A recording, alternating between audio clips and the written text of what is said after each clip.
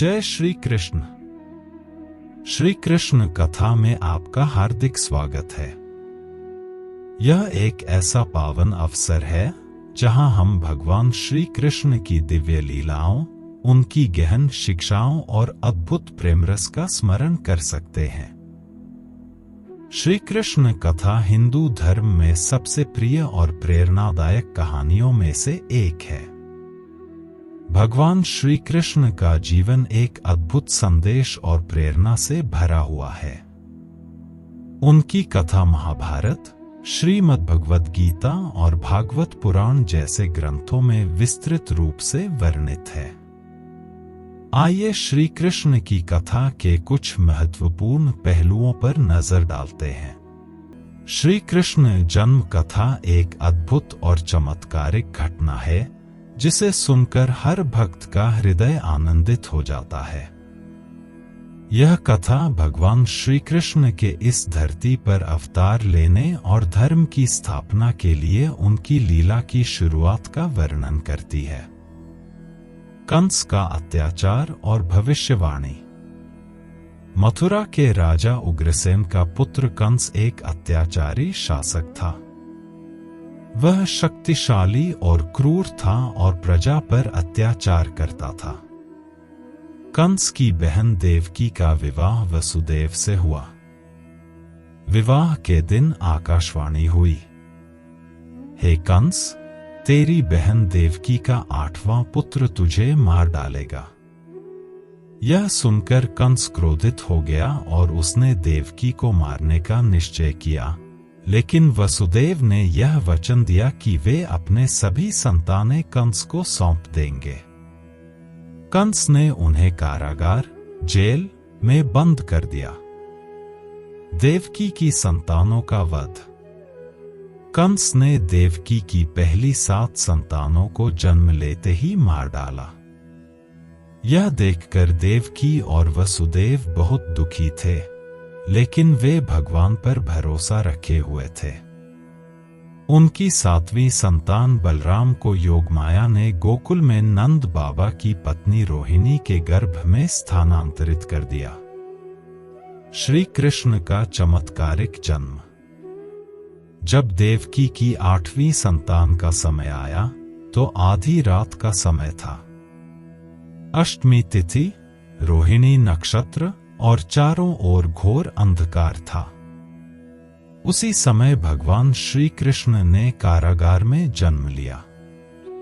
जन्म लेते ही उन्होंने दिव्य रूप धारण किया, जिसमें वे 4 भुजाओं वाले भगवान विष्णु के स्वरूप में प्रकट हुए। उनके हाथों में शंख, चक्र, गदा और पद्म थे। देवकी और वसुदेव ने भगवान की स्तुति की और उनसे सामान्य शिशु रूप धारण करने का अनुरोध किया।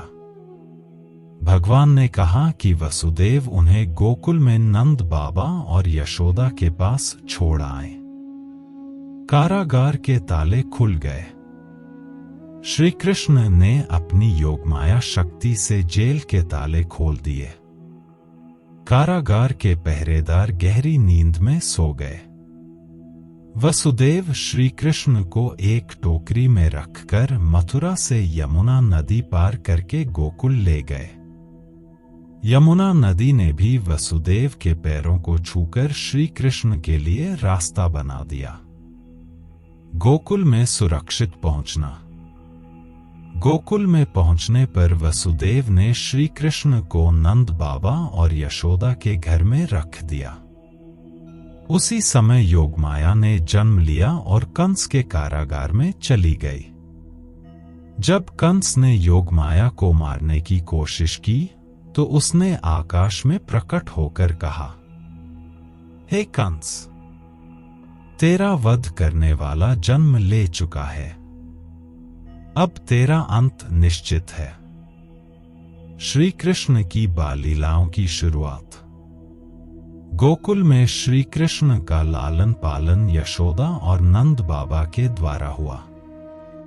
उनके बालपन की लीलाएं, जैसे माखन चुराना, कालिया नाग का नाश और गोवर्धन पर्वत उठाना, उनकी ईश्वरीय शक्ति और भक्ति को दर्शाती हैं।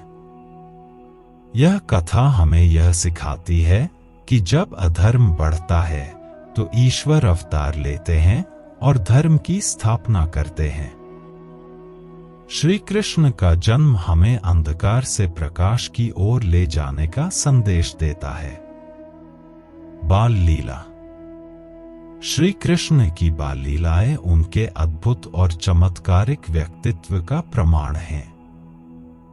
गोकुल और वृंदावन में उनकी बाल लीलाएं न केवल आनंद और भक्ति से भरपूर हैं, बल्कि उनमें गहरे आध्यात्मिक संदेश भी छिपे हुए हैं। आइए उनकी कुछ प्रमुख बाल लीलाओं पर प्रकाश डालते हैं। माखन चोरी। श्री कृष्ण को बचपन में मक्खन बहुत प्रिय था। वे अपनी मां यशोदा के मटकों से माखन निकालकर खाते और गांव की गोपियों के घर जाकर अपने दोस्तों के साथ चोरी छिपे माखन खाया करते थे। गोपियां उनकी शिकायत यशोदा मां से करती, लेकिन कृष्ण अपनी मासूमियत और भोलेपन से सबको मंत्रमुग्ध कर देते। संदेश।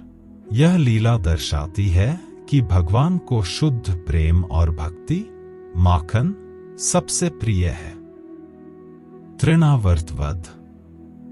एक बार तृणावर्त नामक राक्षस ने गोकुल में आकर भयंकर आंधी पैदा कर दी और कृष्ण को उठाकर ले जाने की कोशिश की, परंतु कृष्ण ने उसे अपने छोटे हाथों से इस प्रकार पकड़ लिया कि राक्षस का दम घुटने लगा और वह मारा गया। संदेश। यह लीला सिखाती है कि भगवान अपने भक्तों की हर स्थिति में रक्षा करते हैं। पुतना वध।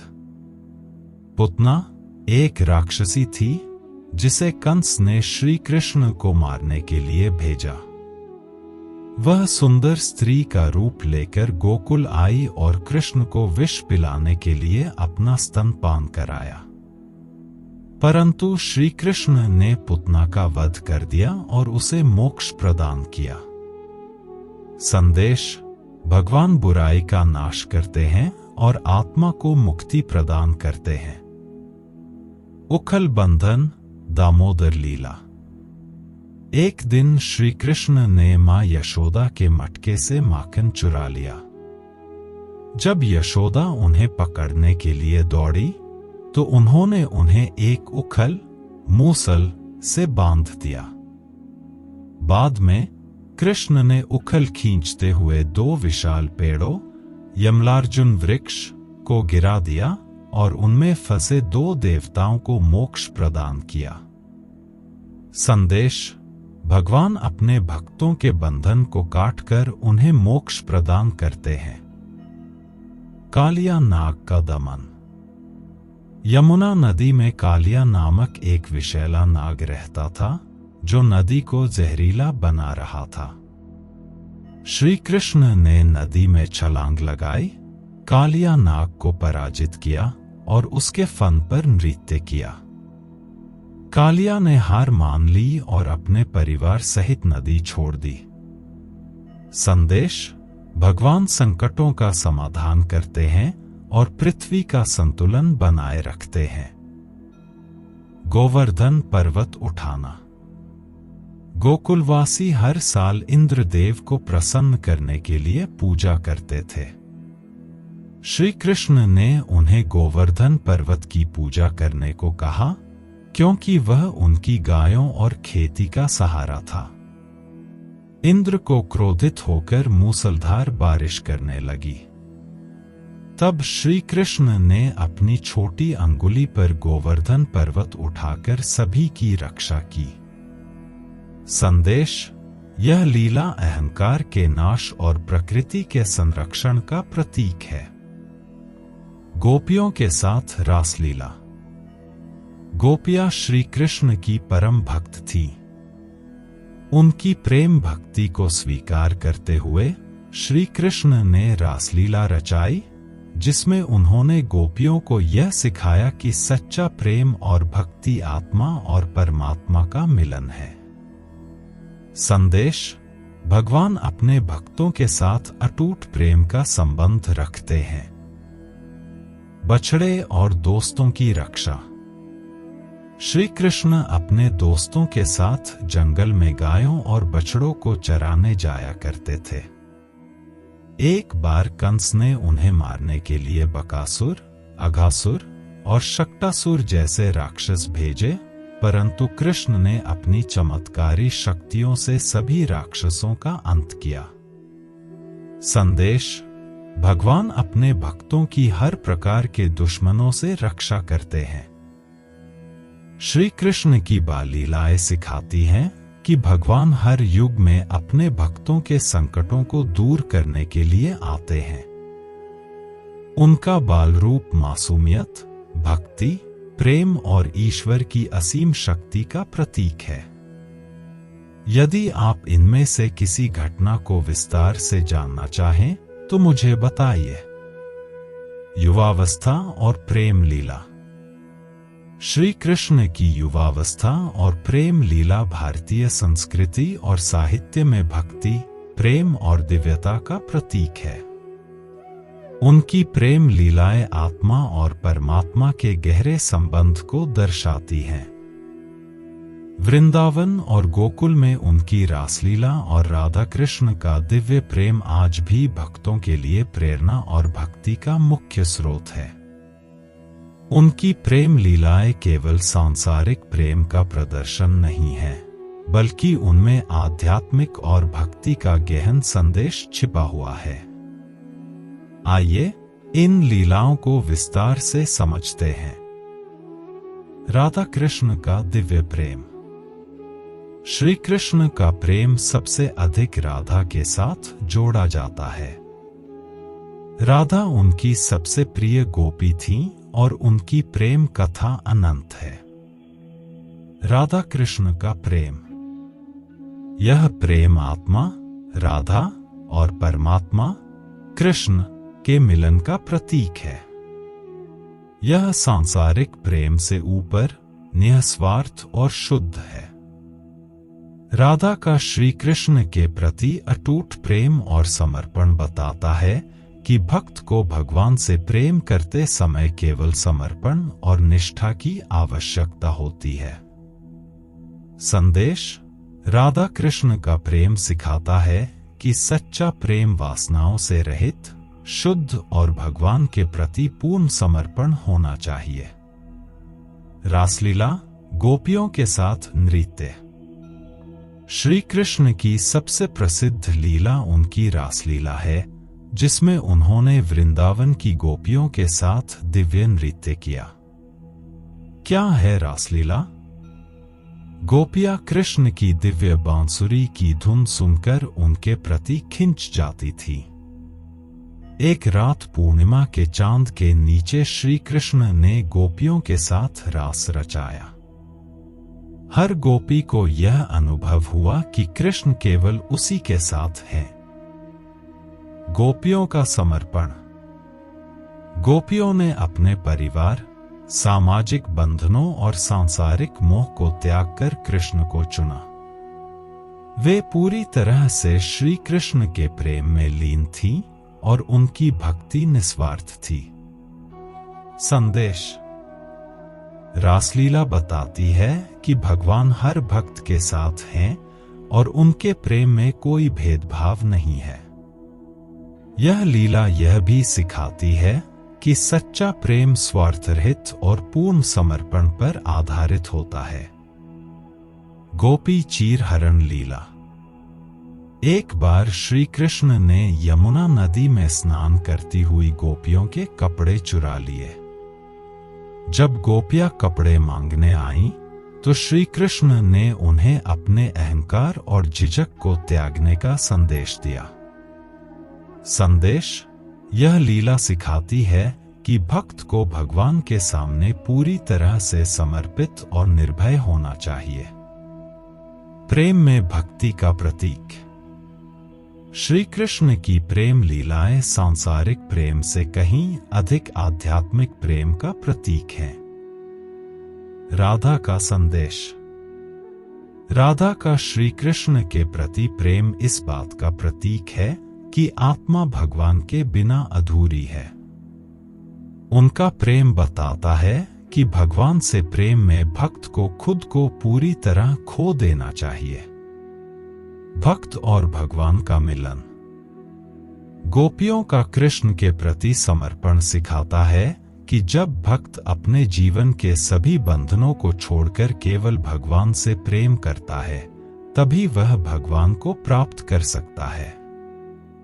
मथुरा और प्रेम से विरह। जब श्री कृष्ण मथुरा चले गए तो गोपियां और राधा उनके बिना अधूरी महसूस करने लगीं। यह विरह भक्त और भगवान के बीच के प्रेम को और गहरा करता है। यह दर्शाता है कि भगवान से दूरी भी प्रेम को बढ़ाती है, क्योंकि यह प्रेम का प्रतीक है, न कि किसी स्वार्थ का। राधा कृष्ण का प्रेम और भक्ति का संदेश। श्री कृष्ण का राधा और गोपियों के साथ प्रेम यह दिखाता है कि सच्चा प्रेम भौतिक सीमाओं से परे है। प्रेम में त्याग, निष्ठा और समर्पण सबसे महत्वपूर्ण है। भगवान से प्रेम के लिए अहंकार और सांसारिक इच्छाओं को त्यागना पड़ता है। श्री कृष्ण की प्रेम लीलाएं न केवल प्रेम और भक्ति का प्रतीक हैं, बल्कि हमें यह सिखाती हैं कि भगवान से जुड़ने के लिए निस्वार्थता, समर्पण और आंतरिक शुद्धता की आवश्यकता होती है। राधा कृष्ण का दिव्य प्रेम आज भी भक्ति और प्रेम का सबसे सुंदर आदर्श है। मथुरा में कंस वध। मथुरा में कंस वध भगवान श्री कृष्ण की सबसे महत्वपूर्ण लीलाओं में से एक है। यह घटना धर्म की स्थापना और अधर्म के अंत का प्रतीक है। कंस वध ने यह दिखाया कि जब अत्याचार और अन्याय अपनी सीमा पार कर जाते हैं, तब भगवान स्वयं अवतार लेते हैं और अधर्म का नाश करते हैं। आइए इस कथा को विस्तार से जानते हैं। कंस का अत्याचार और भविष्यवाणी। मथुरा का राजा कंस अत्यंत अत्याचारी और निर्दयी था। उसने अपने पिता उग्रसेन को कैद कर लिया और स्वयं राजा बन बैठा। एक दिन कंस की बहन देवकी का विवाह वसुदेव से हुआ। विवाह के समय एक आकाशवाणी हुई, हे कंस, तेरी बहन देवकी का 8वां पुत्र तेरा वध करेगा। इस भविष्यवाणी को सुनकर कंस ने देवकी और वसुदेव को जेल में डाल दिया और उनकी हर संतान को जन्म लेते ही मार डाला। श्री कृष्ण का जन्म और गोकुल में लालन पालन। देवकी के 8वें पुत्र श्री कृष्ण का जन्म जेल में हुआ। भगवान ने चमत्कार से जेल के ताले खोल दिए और वसुदेव उन्हें गोकुल में नंद बाबा और यशोदा के पास छोड़ आए। गोकुल में कृष्ण ने अपनी बाल लीलाओं से कई राक्षसों का वध किया, जिन्हें कंस ने भेजा था, जैसे पुतना, तृणावर्त और शक्टासुर। कंस का आतंक। कंस को जब पता चला कि श्री कृष्ण जीवित हैं, तो उसने कई असुरों को उन्हें मारने के लिए गोकुल भेजा। परंतु श्री कृष्ण ने अपनी चमत्कारी शक्तियों से सभी असुरों का वध कर दिया। कंस के अत्याचार बढ़ते ही जा रहे थे। उसने मथुरा में हर किसी को भयभीत कर रखा था। कृष्ण और बलराम का मथुरा आगमन। जब श्री कृष्ण और बलराम बड़े हुए तो कंस ने उन्हें मथुरा बुलाने की योजना बनाई। कंस ने अक्रूर नाम के अपने मंत्री को गोकुल भेजा और उन्हें यह आदेश दिया कि वे कृष्ण और बलराम को मथुरा लेकर आए। अक्रूर जी श्री कृष्ण के परम भक्त थे। उन्होंने भगवान को कंस के बुलावे की बात बताई। श्री कृष्ण और बलराम ने मथुरा आने का निश्चय किया। मथुरा में चमत्कार। जब श्री कृष्ण और बलराम मथुरा पहुंचे तो वहां के लोग उनकी दिव्यता से अभिभूत हो गए। कृष्ण ने रास्ते में एक कुब्जा नामक स्त्री जो कुबड़ से ग्रस्त थी की सहायता की और उसका कुबड़ ठीक कर दिया। उन्होंने मथुरा के रास्ते में कई कंस के सेवकों को पराजित किया। मल्ल युद्ध, कुश्ती प्रतियोगिता। कंस ने कृष्ण और बलराम को मारने के लिए एक कुश्ती प्रतियोगिता का आयोजन किया। कंस ने अपने शक्तिशाली पहलवानों चाणूर और मुष्टिक को भेजा। बलराम ने मुष्टिक को हराया और कृष्ण ने चाणूर का वध किया। इसके बाद कृष्ण ने एक हाथी कुवलयापीड़ को भी मार गिराया, जिसे कंस ने उन पर हमला करने के लिए भेजा था। कंस वध। जब कृष्ण ने कंस के सारे दुष्ट योद्धाओं को हराया तो उन्होंने कंस को उसके सिंहासन से खींच लिया। श्री कृष्ण ने कंस से कहा, तूने जो अधर्म किया है उसका अंत आज निश्चित है। कृष्ण ने कंस को भूमि पर पटककर उसका वध कर दिया। कंस का अंत होते ही मथुरा के लोग आनंदित हो गए और भयमुक्त जीवन जीने लगे। उग्रसेन का पुनः राज्याभिषेक। कंस के वध के बाद श्री कृष्ण और बलराम ने कंस के पिता उग्रसेन को कारागार से मुक्त किया और उन्हें फिर से मथुरा का राजा बना दिया। संदेश और महत्व। धर्म की विजय। कंस वध यह सिखाता है कि अधर्म चाहे कितना भी शक्तिशाली क्यों न हो, उसका अंत निश्चित है। भगवान का अवतार। जब भी संसार में अधर्म बढ़ता है, भगवान धर्म की रक्षा और अधर्म के नाश के लिए अवतार लेते हैं। न्याय की स्थापना। श्री कृष्ण ने दिखाया कि अन्याय और अत्याचार को सहना भी गलत है और इसे समाप्त करने के लिए साहस आवश्यक है।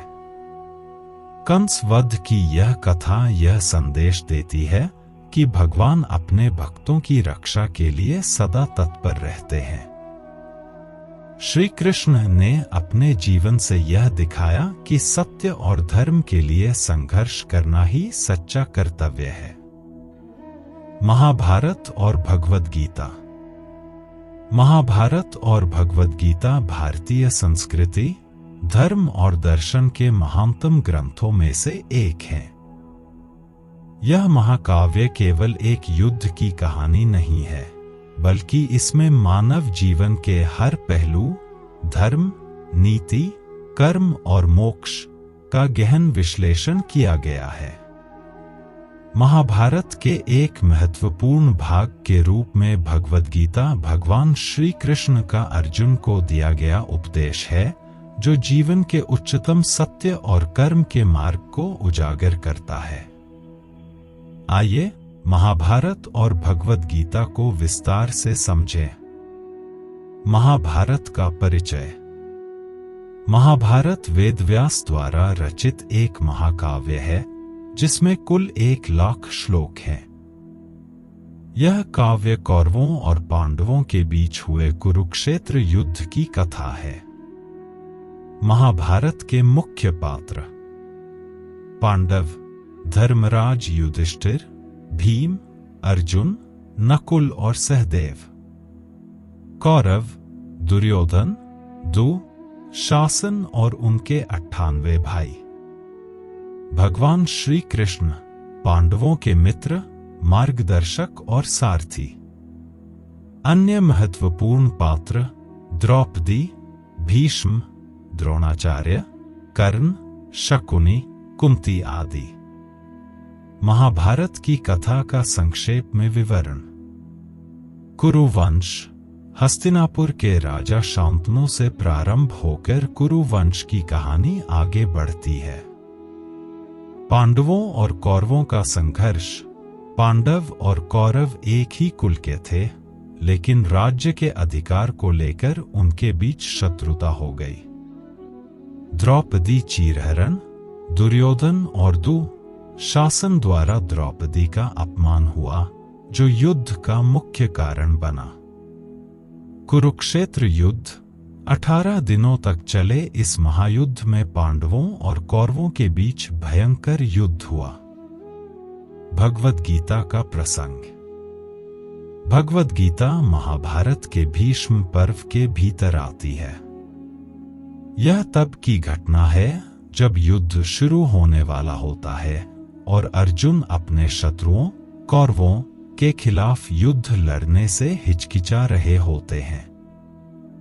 अर्जुन को धर्म संकट हो जाता है। वे अपने गुरु और परिवार के सदस्यों के खिलाफ युद्ध करने में असमर्थता व्यक्त करते हैं। अर्जुन के संशय को दूर करने के लिए भगवान श्री कृष्ण उन्हें भगवद गीता का उपदेश देते हैं। भगवद गीता के मुख्य उपदेश। 1. निष्काम कर्मयोग, कर्म का सिद्धांत। श्री कृष्ण ने कहा, कर्मण्येवाधिकारस्ते मा फलेषु कदाचन। तुम्हारा अधिकार केवल कर्म करने में है, उसके फल पर नहीं। श्री कृष्ण ने अर्जुन को समझाया कि फल की चिंता किए बिना अपने कर्तव्य का पालन करना चाहिए। 2. आत्मा अमर है। न जायते म्रियते व कदाचित। आत्मा न जन्म लेती है और न मरती है। आत्मा को कोई मार नहीं सकता। शरीर नश्वर है, लेकिन आत्मा अमर और शाश्वत है। 3. धर्म का पालन। स्वधर्मे निधन श्रेयः परधर्मो भयावह।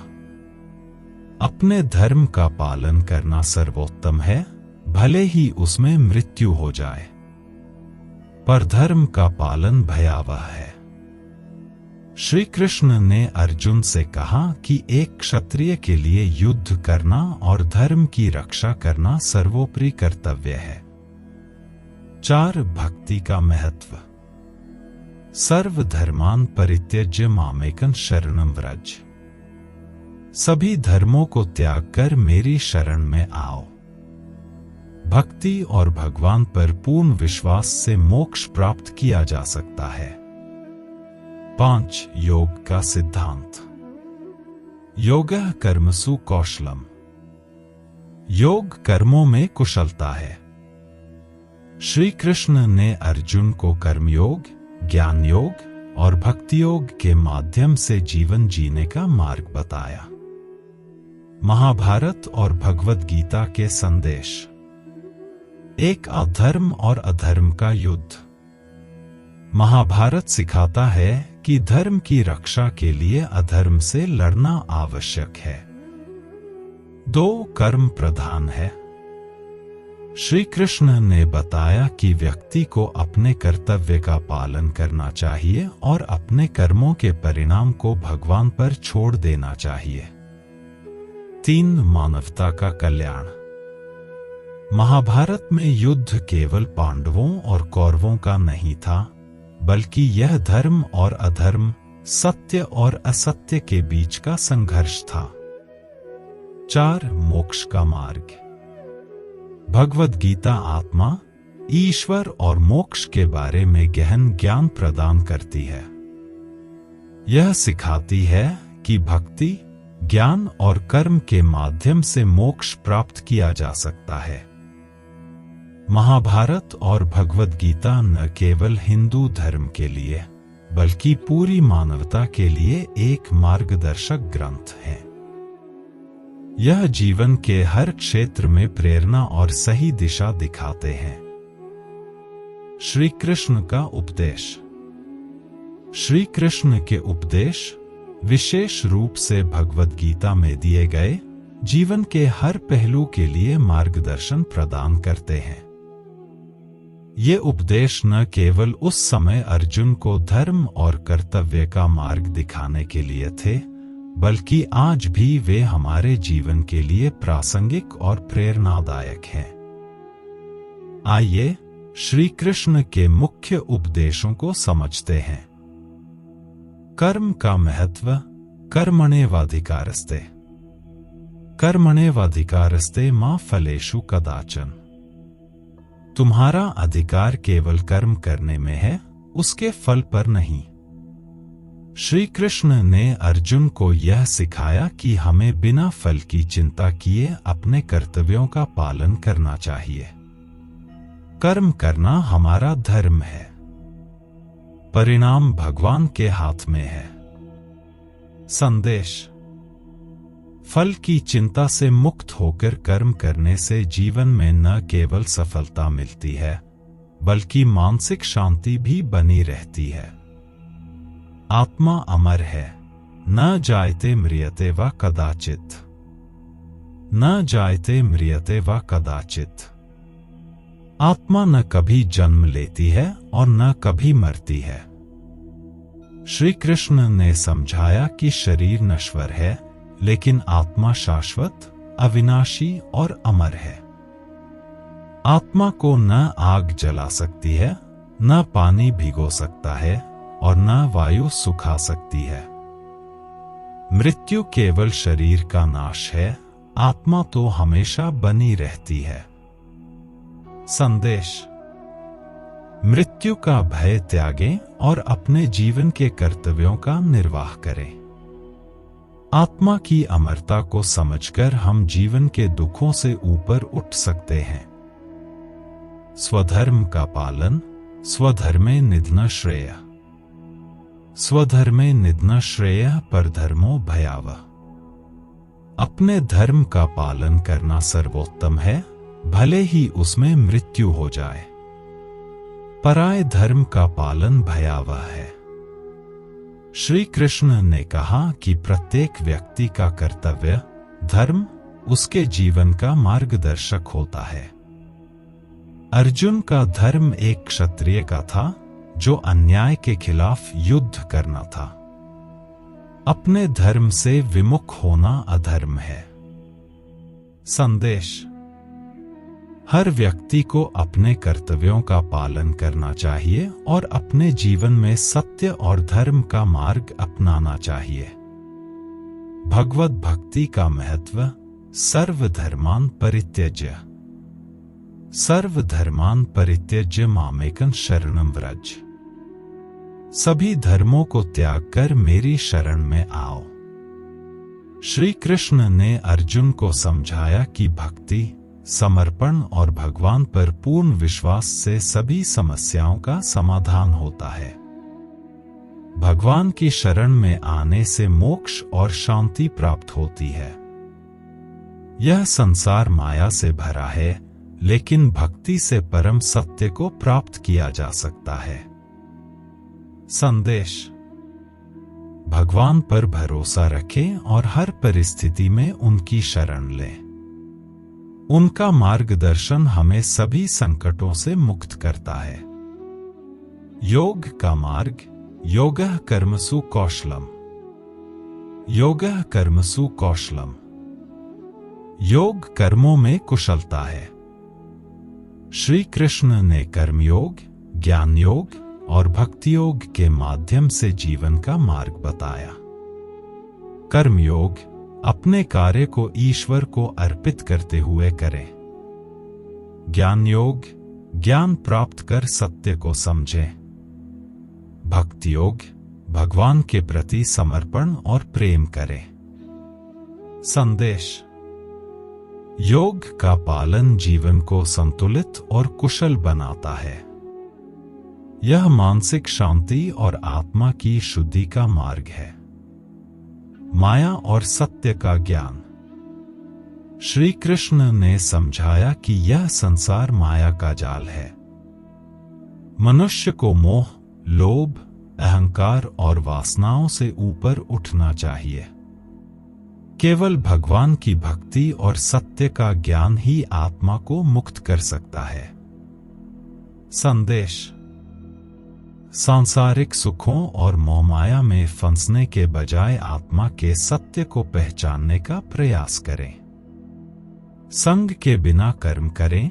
त्याग और कर्म का मेल। श्री कृष्ण ने अर्जुन को सिखाया कि त्याग और कर्म एक साथ चल सकते हैं।